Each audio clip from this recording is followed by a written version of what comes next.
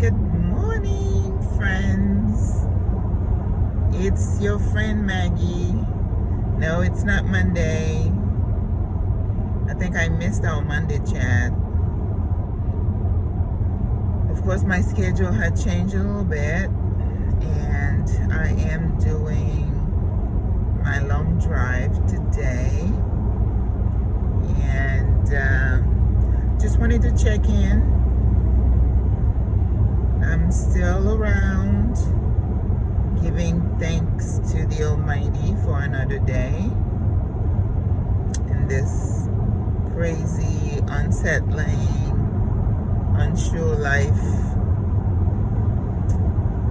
You know, it's funny, I was looking at somebody's picture the other day and I said, I can look in her eyes, and I said, there is a sadness there. I need to call her and we need to have lunch. I need to reach out. You know, sometimes we are so self-absorbed that we just miss those little signs about what people are going through. And, you know, a lot of times we hear that something happened to someone that we know, and we're like, oh my God, I wish I had reached out. I wish I had seen the signs and done something. You know, I'm in mental health right now, and I think that gives me a little bit of a keener sense of, I've always been intuitive and I have a good gut feeling about people, and I think it's a little bit more developed right now. I have always been able to connect with my patient, and I am conscious about that now. I'm more intentional about reaching out and spending that 1 minute, 30 seconds to touch people. I know we have social distancing, but I'm fully vaccinated, so I do give a short hug. I squeeze a hand here and there. You know, listen, if COVID is gonna get me, let it get me. You know, I refuse to live in a tent, right? So today I just wanted to touch about living with disappointment. You know, I do have a COVID survivor support group, and I belong to a national COVID survivor support group, and the comments are horrific. I tell my daughter I live with a broken heart, because every day that I read the comments and the brokenness of people dealing with this, the long-term effect of COVID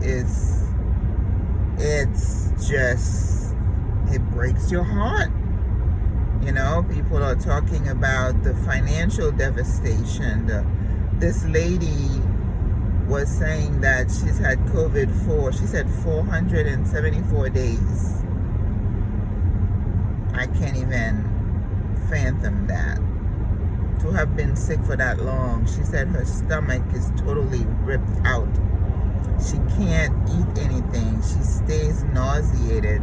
I can't even take an aspirin, and the feeling that I get from taking an aspirin is so vile that I don't even want to try to take an aspirin. And to think that you've been like this for 474 days. She has a peg tube. That's how she gets any kind of nutrition. At least she doesn't have she's not getting it intravenously, but she said every time she gets anything in her mouth, she just gets nauseated and throws up, and the anxiety, the sense of impending doom, and all kind of weird stuff. People are just, this woman was saying, do you feel like you're a different person? They have different body odors and rashes, noises in their head and ringing in the ears, and whoa, multiple rashes. The heart is going crazy. The lungs are a mess. Blood clots, and Ay, ay, ay. Oh my God, my heart breaks. So how do you live with that level of stress and I don't even want to say discontent because that goes beyond that. But I want to talk about a milder sense of living with disappointment. Disappointment in life, disappointment in career, disappointment in relationship. And how do you live past that? So I remember in my younger years when I went to see a counselor, not a counselor, I went to see a pastor about, stuff that was going on with me. And I remember I was in a constant state of sadness. And he said to me, "How are you doing?" I said, "I'm okay." He said, "But you're not thriving." Well, no, I was just hanging in, right? You're like in a state of, it's the low, like a low depressive state. But he said, "But you're not thriving." No. So how do you get yourself out of that low depressive state to ascend to a state where you're actually thriving? How do you rise above that? How do you rise above what is keeping you down? How do you rise above it to thrive? And I think in my in my older years, I'm finding that the serenity prayer becomes even more relevant. Lord, help me to accept the things that I cannot change, courage to change the things I can, and wisdom to know the difference. So you really have to get to a point where you say, okay, let me evaluate the situation. If there is something I can do, I need to go ahead and do it. Okay? Relationship-wise, let's evaluate. Is it worth it for me to stay in this relationship? Can I get counseling? Can we get counseling? Are there children involved? What are the pros and cons of staying in that relationship? Is it better for the kids or for me to stay in that relationship?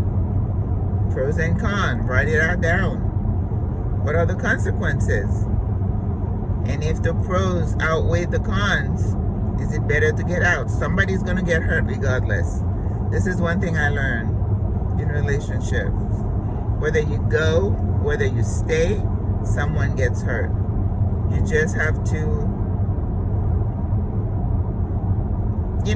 take the course of that causes the least amount of damage. But somebody's going to get hurt, regardless of what you do. So you might decide to stay or you may decide to go, right? So you make a decision. Career-wise, same thing. Write it out. Pros and cons. If you're in a job that causes your stomach to go nuts every time you think of going there, are you staying in the job because of the money? Is it worth it?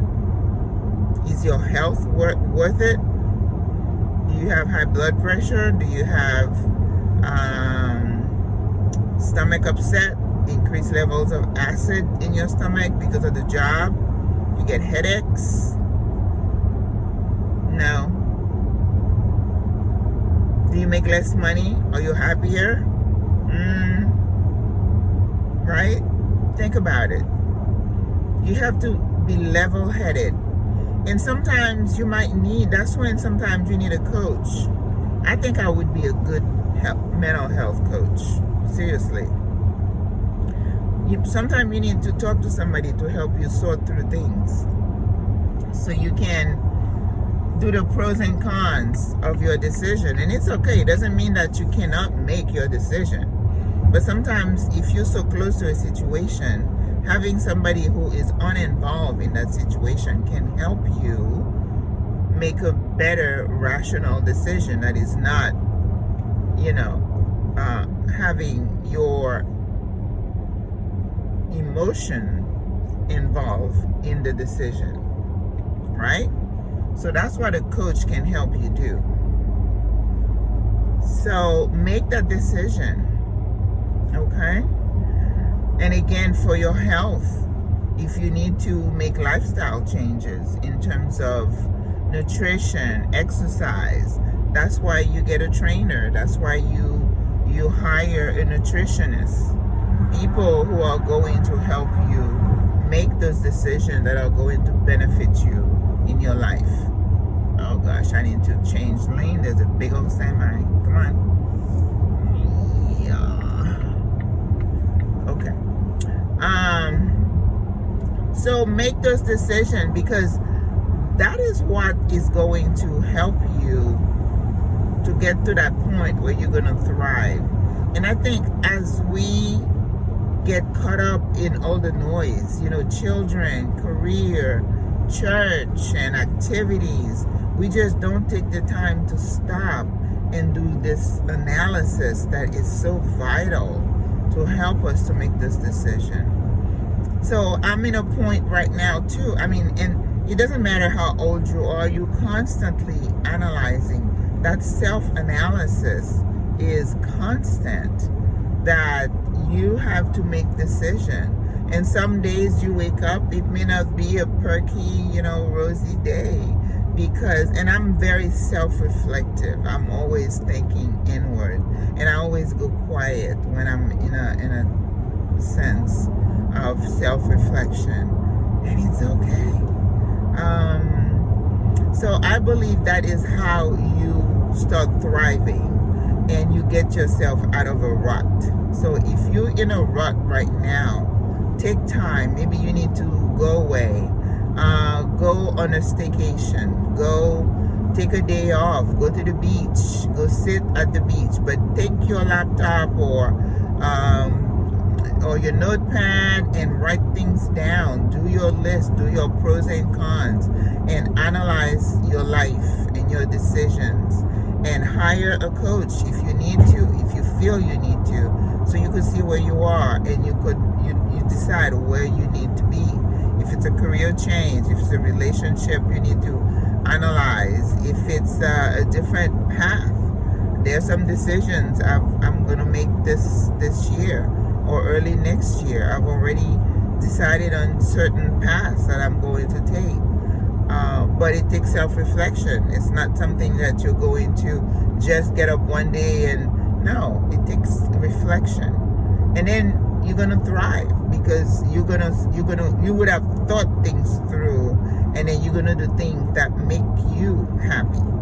It doesn't mean you have money, but it's gonna feed your soul. Things that are self-fulfilling. And remember, those are always things that are gonna feed your soul and always involve giving back or self-improvement, self-improving. Okay, so I don't want this video to be too long, but anyway, I wanted to chat with you today. I hope you got something out of it, and I hope you have a great day. I'm almost there where I'm going. God bless you. I love you. Au revoir.